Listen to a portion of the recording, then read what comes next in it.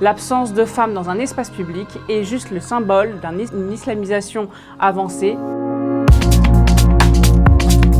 Bonjour, je m'appelle Mathilde Androuet, je suis députée européen du Rassemblement national et je suis membre de la Commission droits des femmes et l'égalité de genre. La semaine dernière, le journal Libération a titré sur les piqûres qui avaient lieu contre 150 personnes environ au sein de la fête de la musique, en mettant explicitement que c'était une manière de faire comprendre aux femmes qu'elles étaient privées de lieux d'insouciance. Plus globalement, je pense que ce qui est en jeu en ce moment sur la liberté des femmes, c'est avoir la prise de conscience qu'il y a une réduction de leur espace de vie publique. Parce que si, en effet, on a pu le voir lors des événements populaires, qu'il y a une flambée de violence, notamment violence sexuelle à l'égard des femmes, il est vrai que cette violence, elle est en fait quotidienne. C'est-à-dire que dans les transports, on a 7 femmes sur 10 qui a été victime de violences au sein des transports en Île-de-France. Donc cet espace public là aussi est remis en cause. On a même eu des débats sur faut-il avoir des rames réservées aux femmes ou pas à partir d'une certaine heure, ce qui est juste l'aveu d'un échec. Il est nécessaire à mon avis que les femmes prennent conscience que tout leur espace de vie publique est réduit. Et d'ailleurs, ceci est tellement vrai qu'à la suite notamment des événements, des émeutes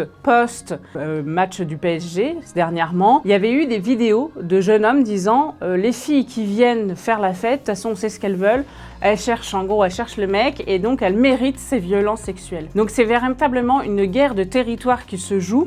Je pense que les politiques n'en prennent pas assez conscience, mais cette guerre de territoire, l'étalon, si je puis dire, qui mesure un peu l'avancée des uns contre des autres, des barbares contre les civilisés, c'est vraiment la place de la femme.